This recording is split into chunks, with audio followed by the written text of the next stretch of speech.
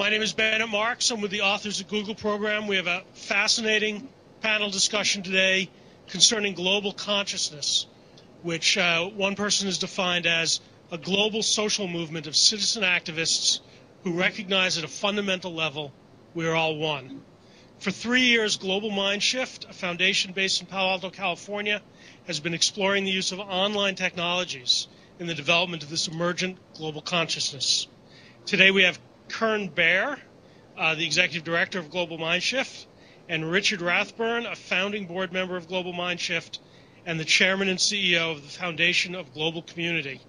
They'll be giving an opening presentation on what they've been learning, and then we'll open it up to a discussion including Vint Cerf and Larry Brilliant. Vint Cerf is often called the father of the internet, now that we've stopped making Al Gore jokes, and is Google's chief internet evangelist. Larry Brilliant is the executive director of Google.org. His achievements in world health issues are legendary, so it should be a very good conversation. Thank you.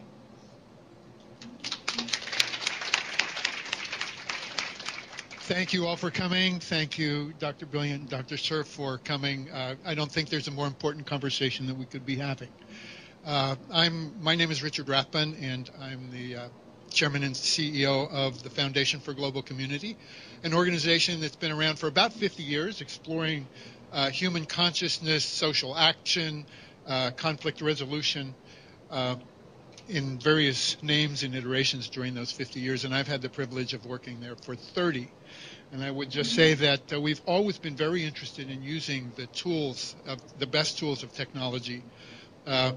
We were one of the anchor customers on the first public email service. It was called PeaceNet. It had its servers in East Palo Alto, and we built an organization, a very powerful international organization using email when email wasn't so easy to use.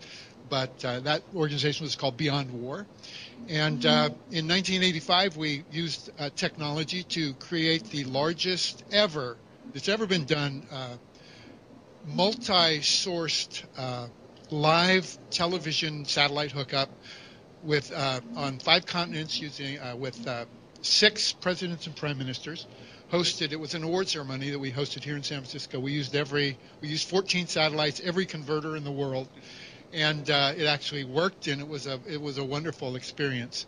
So we've long been very committed to using the latest tools of technology, and most recently, thanks to you, we have become fascinated with the internet and the power of the internet. So we started a project that's become its own thing called Global MindShift, to create a website, an internet presence to experiment with global consciousness and how that could work. So Kern Beare is the executive director of that, and he's here to share some of the lessons we've learned through that endeavor.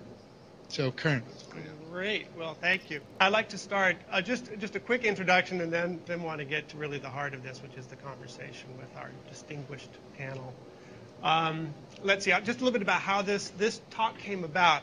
A friend of mine, Shannon Madison, works for Google in Mountain View, and one day I was telling her about Global MindShift and how we're experimenting specifically with the role of online conversation and how can online conversation facilitate the building of global community. And she thought, oh, that sounds like an interesting tech talk maybe. So we submitted an abstract, and there was interest, but it kind of moved along slowly until maybe a couple months ago, Henry Kissinger came to speak at Google. And after he spoke to a large group of Googlers, he had a lunch with a smaller group of senior executives and staff. And in that meeting, talked about the importance of context. When you're looking at information outside of context has limited value. And a real easy way to get a hold of that is if a friend of yours called you up and said, whoa, I am really wasted. I've had way too much to drink. Well, if your friend is about to fall asleep on the couch, that information means one thing. And if he or she is behind the wheel of a car, it means something else. So the same piece of information, 2 different contexts. And his point, again, as I understand it, is that because our context today is global, our information needs to be assimilated within a global context. So, and specifically what I believe he said was, what is Google doing to help raise global consciousness? Since you're all about making the world's information universally available, what are you doing to help create that global consciousness to be able to assimilate that information in a meaningful way? So in addition to thanking Dr. Cerf and Dr. Brilliant for being here, I also just wanted to thank Dr. Kissinger for for helping us pave the way in here today. So what I thought I'd like to do is share some thoughts and learning from our experience over the last 3 years with Global MindShift, specifically what we're learning about what's driving the shift to a global consciousness and how can online conversation help accelerate this shift, since that's been our focus. And then this third point, I probably won't get to, but maybe at the very end it might be a nice way to wrap up, we'll see. And that is, what is the biggest untapped opportunity?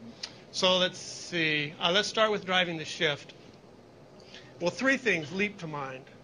And one is well illustrated by this cartoon I saw in the New Yorker about, I don't know, 6 years ago, where there's this minister, and he's standing in front of his congregation, and he's reading from the Bible, and he's saying, "And on the 7th day, the Lord said, 'Let there be problems.' And there were problems." And we have problems that are more serious and more consequential than probably any time in human history. Problems that have literally brought us to the brink, potentially, of extinction. And those problems clearly need to be impacting our state of consciousness. And one way to get a hold of that we have found helpful is this image of an iceberg. It's a tool to start to think dimensionally about this. And if we think about the crises that we face right now, global warming, destruction of the rainforest, loss of topsoil, overfishing of the oceans, mass species extinction, we sort of rattle them off, right? But these are really serious problems. And one thing it's doing to us when we look at these problems, it's causing us to think more dimensionally, I think, than we have as a collective. And we're beginning to realize that these crises stem out of a culture. And by culture, I use the definition that I heard a Stanford professor give, which is the values, attitudes, and beliefs that give rise to behaviors. And many of those behaviors are creating the problems that we face. And what's happening is we're trying to actually address those problems from within the culture that created them. And that's a problem because the culture has a vested interest in not changing. That's why we're so slow to respond to global warming, right? Because of the threat it's going to have to the economy. So there you have this cultural construct called the economy, the survival of which is more important than the survival of the human species. And we're realizing that that's a tremendous disconnect. So we're beginning to question now the culture and the fundamental assumptions that the culture is based on. And I call that the pure mindset, by which I mean those fundamental assumptions about the nature of reality, about who we are, where we are, what we're here for. And you see that in a growing number of conversations about happiness and meaning and purpose and spirituality. It's just, it seems to us, it's bubbling up and bubbling up and bubbling up. The other thing that's happening, in addition to these problems, is that we have a perspective that we've not had before. And it's most beautifully symbolized right by these pictures that we have of the Earth from space. And we had the privilege of knowing Rusty Schweikert. Met him a number of years ago, and he was the pilot for the Lunar Command Module for Apollo 9. And his experience of orbiting the Earth again and again was so impactful that when he came home, he just traveled the world talking about it. Because he would say, when you first start to orbit the Earth, you pay attention to the localities that you're familiar with. For him, you know, it was like Houston and Texas. And then you go around again and again, and those start to fade away, and you start to see the continent. And then that starts to fade away, and then pretty soon all you see is that. His whole identity shifted. And we can't all do what he did.